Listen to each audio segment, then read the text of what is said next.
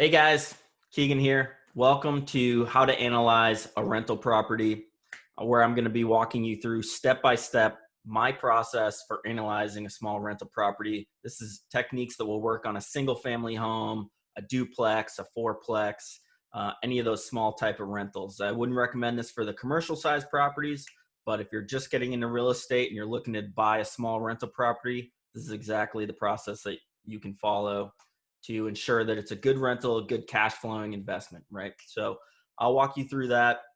If you're new to me and my content, a little introduction about myself. So I started investing in rental properties in 2011.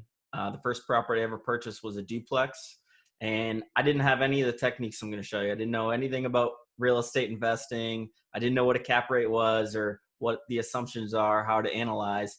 Everything was just kind of back of the napkin using common sense. And it worked out. It worked out great. So it really is a testament to the forgiveness of real estate as long as you go into it with some common sense and you just be conservative in how you look at things, right? So I'm going to be showing you a case study from that market. Actually, I found a great fourplex on the MLS that I'm going to use, and you'll have access to that MLS document along with the spreadsheet that I'm going to be using. So if you're watching this on YouTube, check the description section. There'll be a link in there to download that spreadsheet and the MLS case study that I'm going to walk through today so that you can follow along as well. I recommend you grab a sheet of paper and a pencil so if you want to take notes, and have a calculator handy. I find it's helpful sometimes to have a calculator so you're not doing everything in the spreadsheets, just a little faster. All right, so let's get into it. A little background about myself. Like I said, I bought that duplex in 2011. And then 2 years later, bought another one and then another one. At the time, I was active duty military, actually. So I was flying the B-1 bomber for the U.S. Air Force. And I got out in 2016 and I took some time off and traveled the world. I lived in Munich for a bit, went to Thailand, really enjoyed my time for a bit, my newfound freedom, if you will, right? Which probably got me addicted to that lifestyle, because when I was trying to figure out what I wanted to do with my life, Bitcoin exploded. And I had been an early crypto adopter. I've been investing in Bitcoin and cryptocurrency since 2013. So I really benefited from that boom. And that's really given me the freedom to pursue real estate full time today. And one of the things I love about real estate is that you can be your own boss. You can have the freedom to live your life on your own terms. And if you want to travel for 3, 4, 5 weeks at a time, you can do that because it gives you a lot of flexibility in how you control your time. So, but it all starts here. So let's get into it. Without further ado, I will share my screen and we'll get into it. All right. So there's some of my contact info. If you have any questions about this, feel free to reach out to me anytime. You can also set up a call on my Calendly. And this is the link as well to the webinar page that should have the spreadsheet and the MLS document, if it's not the same as YouTube. All right. So step one, what do you got to do? You got to actually find a property, right? So there's a lot of ways to go about that. A good place to start is just to find the local MLS and just get access to it and just start poking around, see what is on the market. Just get familiar with whatever your chosen market is and how to choose a market. A lot of people, out of state investing has become very popular. So that's going to be another webinar in a future date, how to choose a market. But for this one, I'm going to be using Rapid City, South Dakota. Like I said, that's a market that I'm familiar with. It's the first market I invested in, and I know the assumptions there. So it just makes it helpful to walk through and show you. And I think it's a good representation of sort of an average, not super expensive, but not super cheap market within the US. So I think it makes a good one.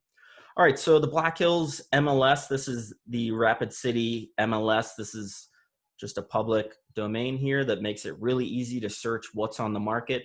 Some markets, it's a little harder to find the MLS, but usually you can get it through a real estate agent's website. So I'm going to go through, I'm going to deselect the non-multifamily property types and see what comes up. All right, so just want to kind of peruse and just sort of see what is on the market, get familiar. And once you start doing this on a regular basis, you'll see what the new properties are that pop up, and you can take a look at them. So to start, really, it's just about building that big picture, building kind of the story of the property that you're looking at to see if it's something you're interested in, see if it's in your wheelhouse. You want to kind of find what your niche is, if it's class A, B, C, whatever the case may be. Typically, if people that are successful when they find their niche and stick with it. So this is looks like a 4-home property. Looks like a class C or class B minus property. So you just want to poke through the pictures. Kind of like I said, you're developing that story. You're getting a sense for the property. You read the description. There's always going to be a brief description on the MLS, and then maybe some information there as well. So, but typically you'll find often the MLS is missing a lot of information. So you just want to shoot the listing broker an email. I recommend start with an email rather than waste your time on the phone, because you might be playing phone tag and it's pain. So just shoot them an email and they'll shoot you the property info when they do. Another good technique is to go to Google Maps and just Google the address. And you'll just get a sense of what the area is like, what the neighborhood is in, especially if you're out of state investor and maybe you're not super familiar with that marketplace. You can kind of get a sense of, okay, is this a class B neighborhood? Is it a class C? Is this a war zone that I want to avoid altogether? And that can really just save you a lot of time and headaches down the line for sure.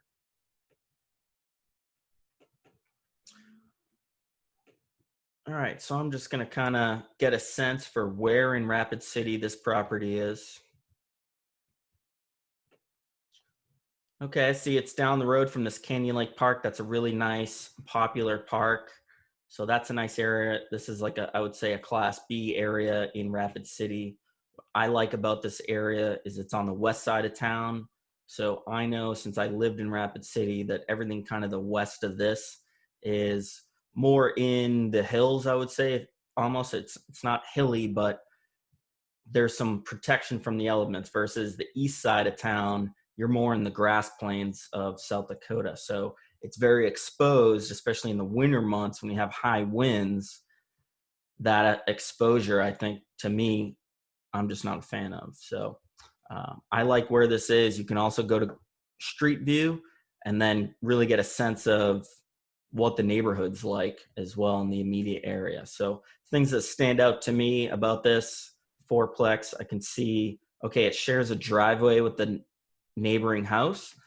Not that big a deal for a rental. If you're buying a single family home, that might be a deal killer, but for a rental, I don't think it's a big deal. The parking lot maybe could use some love, so maybe seal it, or maybe it's close to the end of its usable life.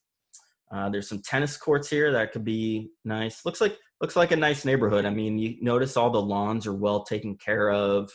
So that's a really good sign, is when you're in a neighborhood that is just neat and clean. That's what you want, right? That's something that you don't have a lot of control of. You can control your property, but you can't control the neighborhood at large. So this is things that are helpful. So I'm not going to do a deep dive today, but you can go up and down the street and really get a sense of it. So, all right, I will bring up the MLS document. So I've emailed the agent.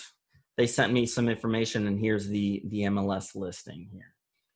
So what I do is I just kind of walk through it, and again, you're building that picture. So you're just building the story of this apartment complex and coming up with your assumptions for your underwriting. So I can see 4 units that are all 920 square feet. So identical floor plans, most likely. I do see a lot of disparity with the rent. I see 735, 650, 835, 750. So to me, that tells me there's probably a landlord that is not maximizing their management, because they've got most likely some long-term tenants that have been in there. They have not been raising the rents to market. I can tell you those are very below market for a 2-bedroom, even a classic unit, meaning unrenovated. 650 is very low for that market for a 920 square foot apartment. So there's some value out here for sure. You see the tenant is responsible for paying the electricity. So if it's separately metered for the tenant, that's a plus.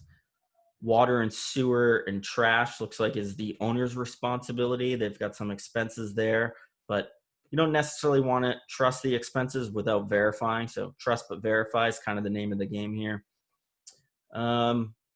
Let's see, what else? Okay, month-to-month leases.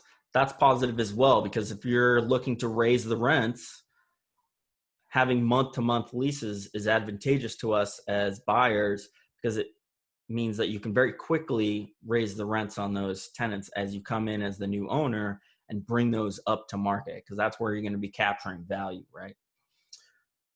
I also notice, okay, it's water and sewer is on an association. So that may or may not be an issue.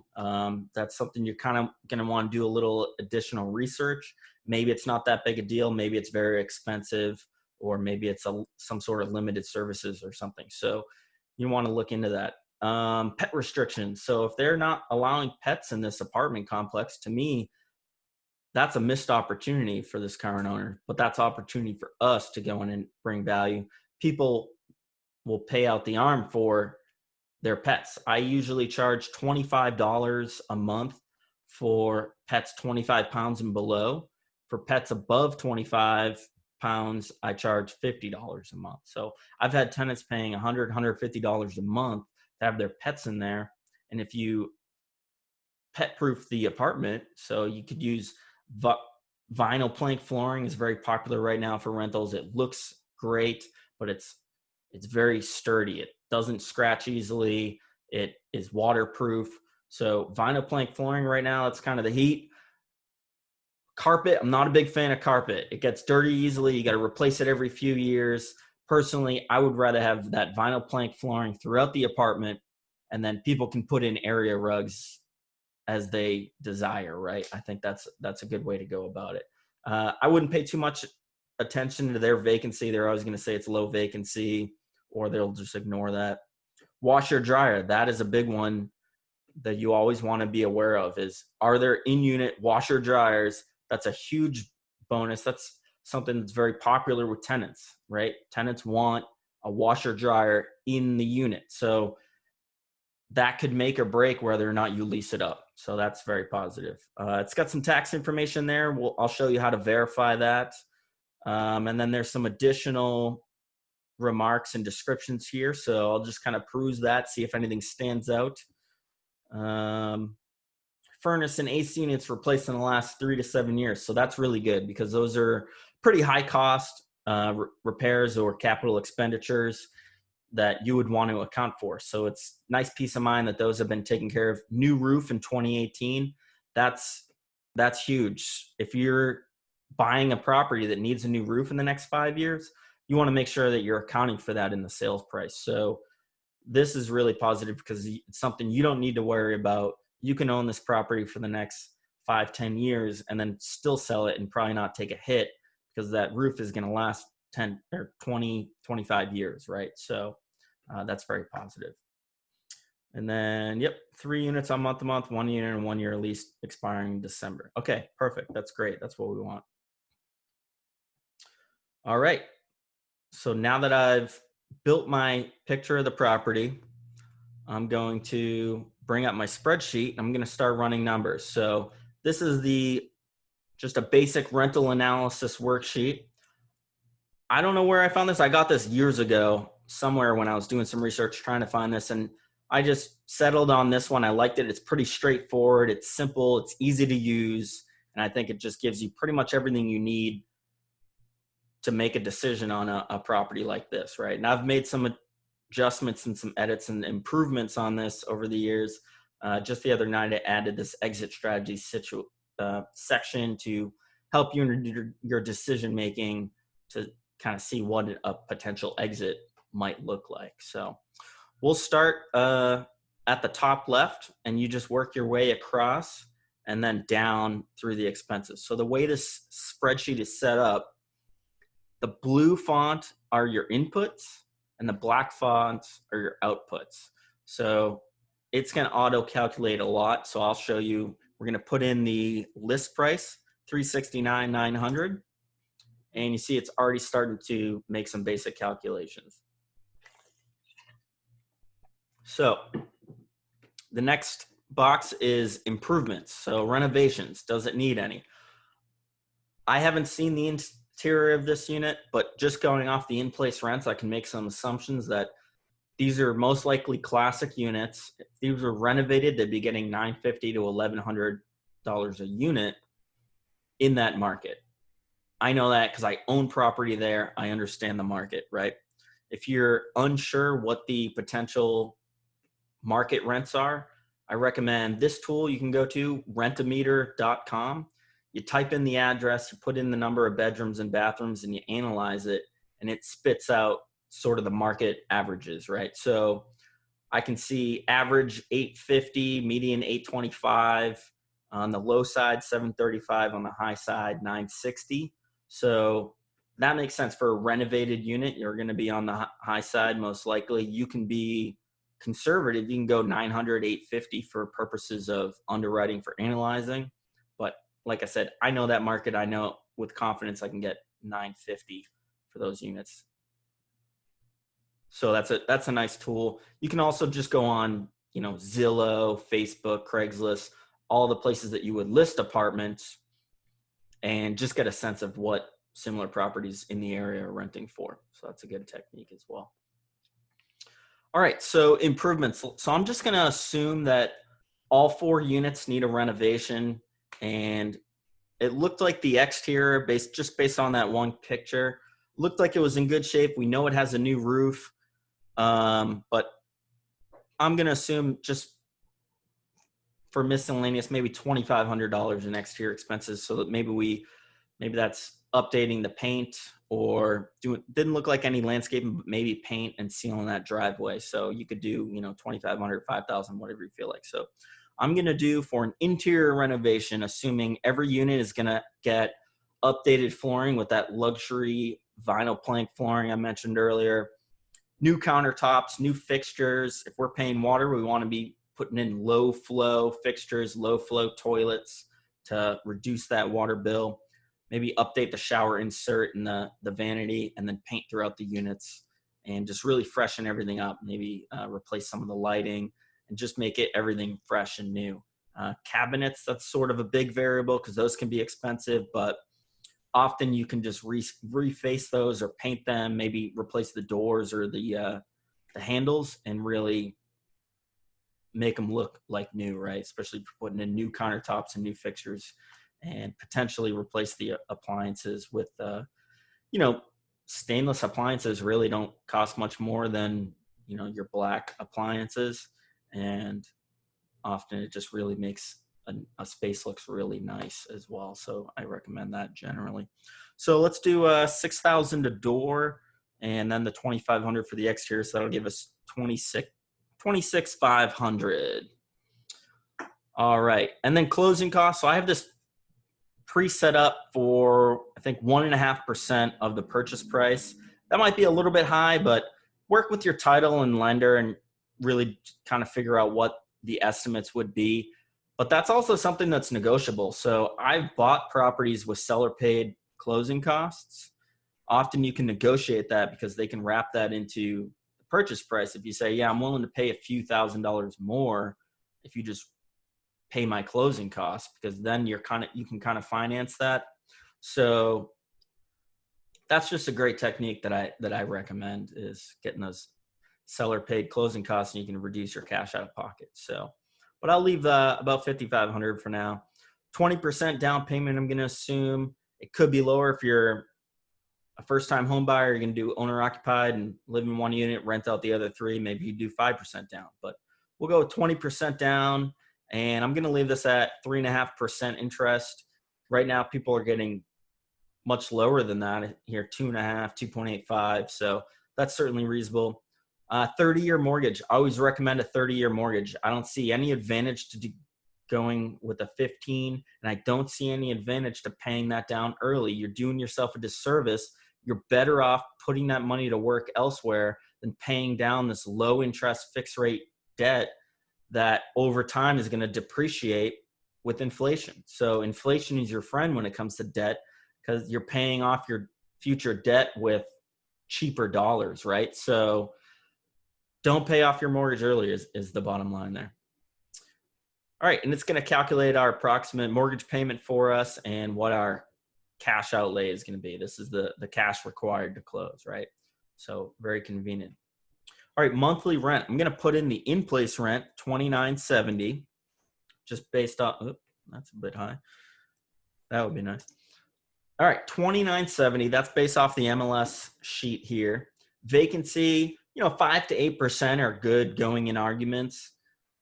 For the smaller properties, maybe you want to be a little bit more conservative on that because the vacancies affect you more. If you have 100 units and it's maybe easier to ride around 95, 97%, but these smaller units with a fourplex, you get one person move out, you're at 25% vacancy, right? So I'm going to do 6%. That reflects 3 of the units turning over and having a month in between leases. So I think that's a good place to be.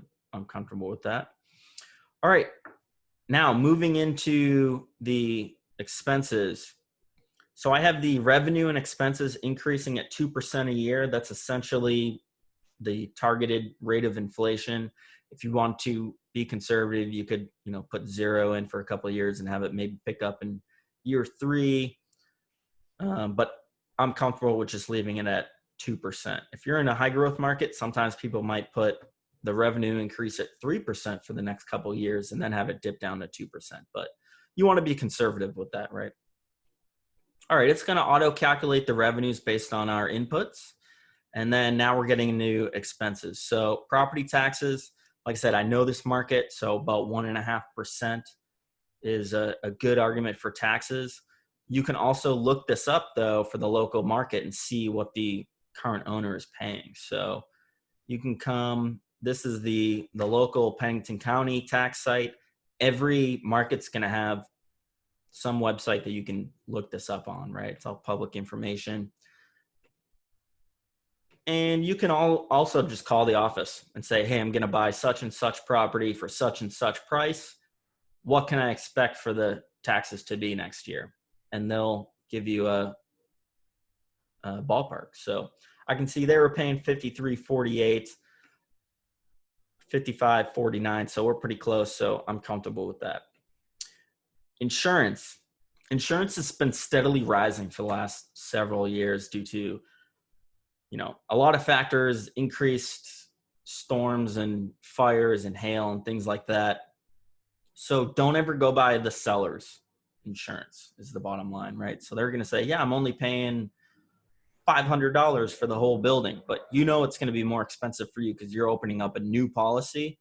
So the best way to do that is just to call your insurance agent and get a quote and just say, here's the property, here's what it is. That's super simple. It takes 20 minutes and you can get a very accurate number. For the purposes of this, I'm going to use, it's ballpark $350 to $650 a door is, a good ballpark. But for this, I'll use $500 since that's about what I'm paying for my rentals in that property, $500-600.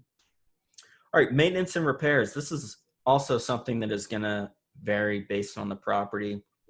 So if it's a newer renovated property, it's likely to be less than older classic property that has more deferred maintenance and, just some older fixtures and things inside. So I say ballpark $750 to $1,000 a door for these smaller properties. If I was looking at 100 units, I would go $500 a door because I know the economies of scale kick in and maintenance is much cheaper for those larger properties. That's the advantage of buying those larger properties. But for a smaller one like this, it's going to be more expensive. It's also market dependent. So in Rapid City, there's a limited number of contractors and subs that you can hire.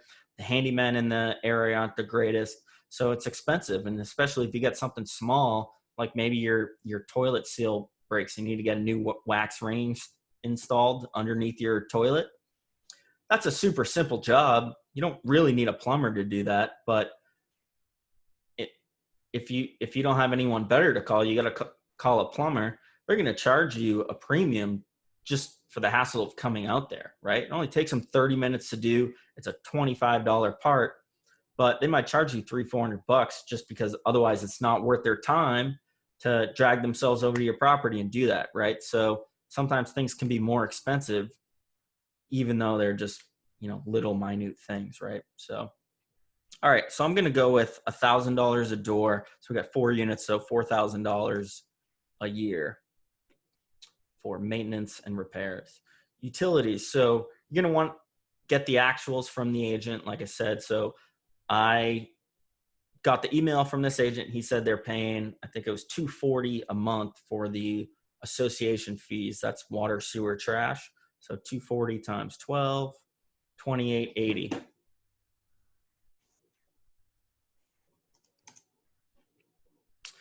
And I know the tenants are paying electric, so we don't have to worry about that. But you'd want to verify, make sure there's no common area lighting or, maybe gas or something that you're paying for, right? So it really, really depends on the property. Advertising, in my opinion, not necessary for a little property like this. There's plenty of ways to list your property for free on Craigslist, Facebook, Zillow, all those different listing sites. There's no reason to pay for advertising. That's when you're up and in the professional status, right? Then you maybe mess with that. Administrative. So it really depends how you manage things and what you like to do. If you're going to hire an accountant, that might be a few $100 a year.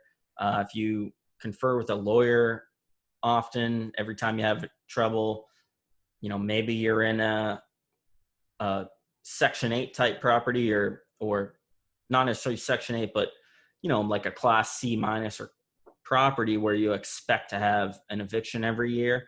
Well, maybe you want to account for that cost, right? $600, $800, whatever that costs. So I'm going to put in $1,000, and that's just going to also just help me be conservative with my numbers.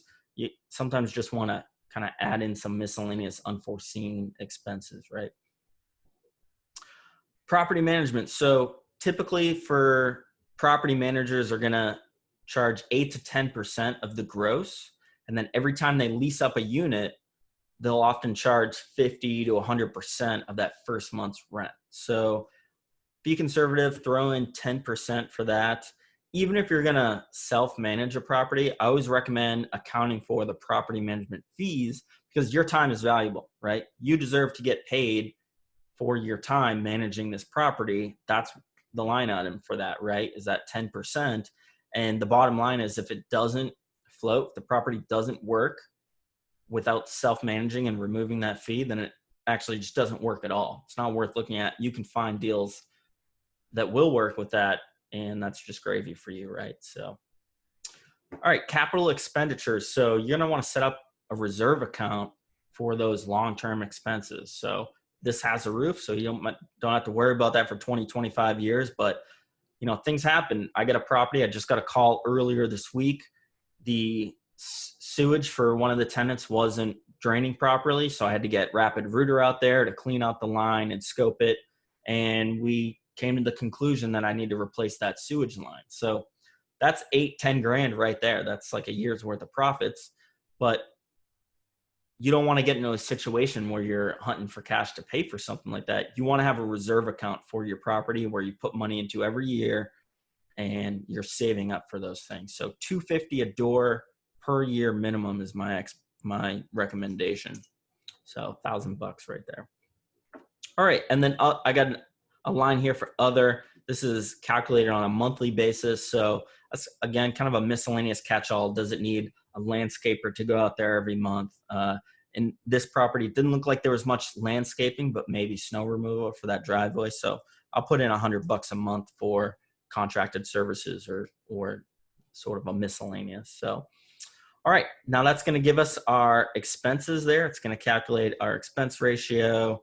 And if you come down here to cash flow, so it's kicking off $15,000 in net operating income, which after you pay your mortgage nets you're about a loss of about $70 a month. So you're losing just under $1,000 a year based on the going in purchase price and the in-place rent. Okay. So, you know what? I made a mistake. I put in 500 for insurance, so it's actually worse. So that was 500 a door, remember? So you're actually losing about $200 a month and about $2,300 over the course of the year. So as is, it's not a good investment, right? So, you know, everyone's different, but a lot of people, their sort of rule of thumb is they want to be cash flowing day one before putting money into the property, before raising rents. So for a lot of people, that right there, they'd say, yeah, I'm not going to pay that $370 for this property. Now, you can also look at, okay, I'm not going to do any improvements. I'm going to just buy it as is, leave the in-place rents. What does that do?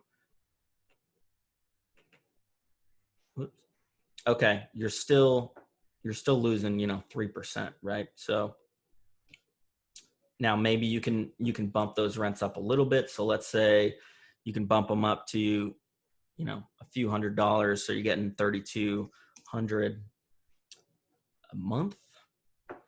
Okay, that's like your break even. So you just calculated your break even. So if you're confident that you can bring that up to at least that before you start making improvements, start putting money into the property, that's good to know as well. So, but I'm going to go back and put in my 26,500 because my goal is to bring this up to its highest and best use to maximize the value of this building, right? So at $950 a door, that comes out to $3,800 a month. So it's going to calculate about just under a 6% return for that, based on, and this is cash on cash return. So if you've never heard that term, what that is your total, it's your return per year against your total cash outlay. So your return per year is just your profits from the rent. So every year, after all your expenses are paid for, you've got $6,000 in cash left over. So you're getting almost a 6% return on that money, right? That doesn't include your equity buildup from your principal pay down. That doesn't include market appreciation from the value of the property. Doesn't include forced appreciation if you fixed up this property. So let's say you bought it for the list price of $370. We put in the 26,000, and let's say that the after repair value, once it's all fixed up and fully performing, let's say that is $430,000. And the way that we would come up with that number is work with your real estate agent, work with maybe an appraiser to figure out, hey, this is a classic building that is unrenovated. What is it going to be worth once it's renovated? What are those buildings trading for, right? Because 4 units and below, it's all based on comparables, just like single family properties. So just like when you buy a house and they do an appraisal and they say, yep, this similar house, this similar house, this similar house, they sold all around 380. So that's what this is worth, about 380, 370, 380. Well, you're going to talk to them and figure out, hey, once it's fixed up, once it's like cherry, what's it worth? So maybe that's 430, 420, whatever the case may be. Maybe it's 390 and it's not worth it, right? So you want to know that number going in. Now, if it was a commercial property, it would all be based off this number, this net operating income, because a vacant building that is earning nothing versus a tenanted building that is earning money, that's going to be 2 different values. Whereas this type of building, theoretically, it could be vacant and it's still worth the same as if it has these 4 tenants in it, right? Just because of how the bank looks at it.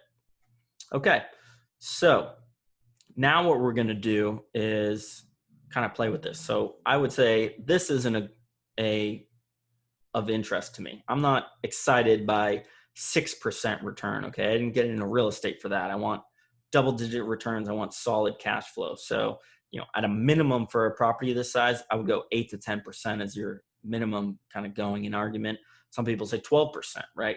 I have a duplex that nets me like 25, 30% cash on cash every year. So this is horrible. But this is also based on the list price, right? So we're not going to offer list price. We're going to make an offer. We're going to negotiate it down. So let's see what happens when we put in 355. Whoops.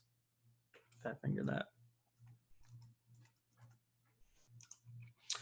All right, so at 355, now my cash on cash is, after stabilization, 6.87%.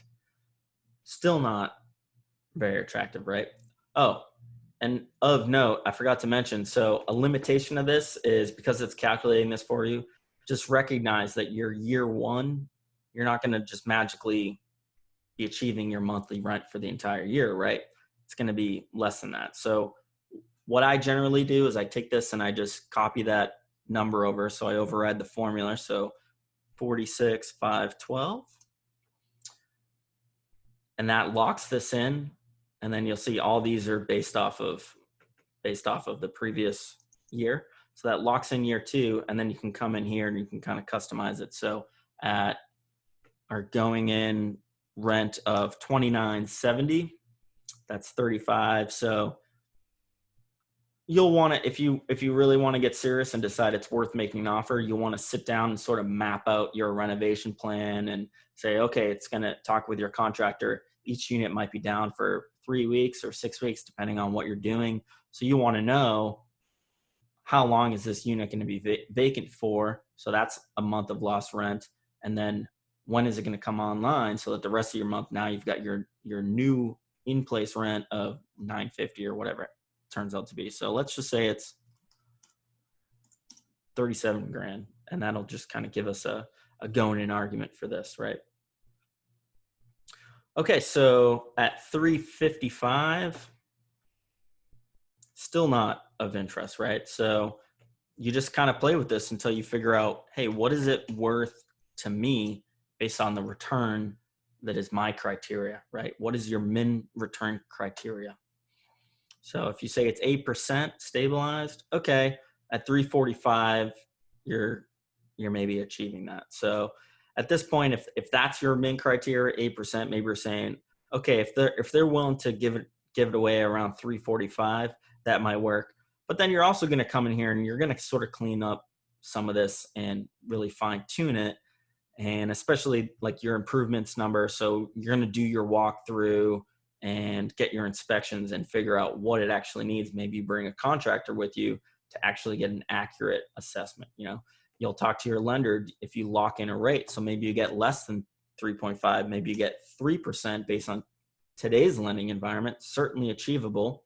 So that really changes things. That adds like almost a point to your return. So let's say you're able to get 3% and you're able to talk them down to 345 and our improvements were accurate. So that means you're putting up 100 grand, and by year two, once it's stabilized, you're getting back almost 9 grand a year. So now you're getting just under 9% cash on cash. And then accounting for your principal pay down, which your tenants are paying for, now you're getting almost 15%, right? But now, like I said, we've got this exit strategy that we can look at. So we can come up here, and remember I talked about what your after repair value is once you fix up this property. So let's say it's 420. So how do we come up with that? So appreciation is, when you're talking about market appreciation, that's purely speculative, right? So that's, hey, the Bay Area went up by 10% last year. You can't really account for that in your underwriting. Some people do, but that's speculative. That's not very conservative. So I don't recommend that. Maybe 1 or 2% you could account for, so that's pretty typical, keeping up with inflation. But you know, you don't want to rely on market appreciation. Now, forced appreciation, which is us improving it and bringing it up to its best use, that you can factor in. So if your agent is saying, yeah, once you fix this place up, it'll go for 415, 420. So now you can use this cell to sort of hack at that. So, okay, at 4%, that gives us a property value of 414. So maybe you can use that, or 5% will give you 430. So maybe you're comfortable saying, yeah, it's gonna go up, you know, a few grand a year. So that'll be, now if it's worth 420, okay, in 5 years, which is how this is set up for an exit of 5. So you can put in whatever year you want here, starting at year 2. You can't do it in year 1, but yeah, you can say, okay, it's going to be worth 430 on sale, just to give you kind of a ballpark. I have it calculating 8% sales expense, so that's your agent fees and your closing costs, and then it's going to spit out, okay, this is your profit on sales. So this is the check you're going to get at closing for $50,000. So it's taking this property value of 430, subtracting your remaining loan balance, returning your capital, your investment of 100,000, and then accounting for the equity you've accrued. So now that's going to give you a return of about 50,000 on sale over that 5 years, assuming you meet your rent goals. You're going to get about $40,000 over that 5-year period, which gives you an annual return of about 18% a year. So that's really good. That's double-digit return, 18%. You're killing the stock market. You're doing really good. That's a really solid return. An equity multiple of about 1.9. So that means you were just shy of doubling your money in 5 years. So that's really strong. So you put in 100 and your profit coming out was $90,000 with these assumptions. So although, like I said, maybe you would prefer to have 10, 12% cash on cash return. Maybe knowing this, you say, yeah, but it's still a good deal because I'm going to double my money in 5 years. So that's where that block can be helpful in your decision making on whether or not to go forward, right? But again, you just want to be conservative with that. Don't get too bullish with your appreciation assumptions. So, all right, that is pretty much the broad strokes of the overview. I will point out another sanity check. So you can see year 1, our expense ratio is about 60%. So that's high, but that makes sense because we've got those lower rents. Once it's stabilized, riding at about 50%, that's pretty comfortable assumption. Often that is the going and argument sort of rule of thumb. So before you even do any of this, if you wanted to just take the gross and use the 50% rule, that often it gives you a good indication of where you're going to be, right? So you could probably beat that a little bit, but you don't want to get too aggressive. I wouldn't go to 40%, but if you can whittle this down to 45, 48%, generally that's achievable, right? So, all right. And I think that is pretty much the broad strokes. So again, if you guys have any questions, please don't hesitate to reach out. My email is there. My phone number is there. You can go on Calendly and set up a 15 or 30-minute phone call, and we can talk about investing. If you're interested in real estate, but you don't want to go through this, you don't want the hassles of being a landlord, certainly reach out to me. I have investment opportunities that come up from time to time, and that's about what we target, 18, 20% returns. So, yeah, so that's going to do it. Thanks for joining. Hope you enjoy the rest of your day, and stop by again, like, comment, and share, all right? All right, cheers, guys. Bye.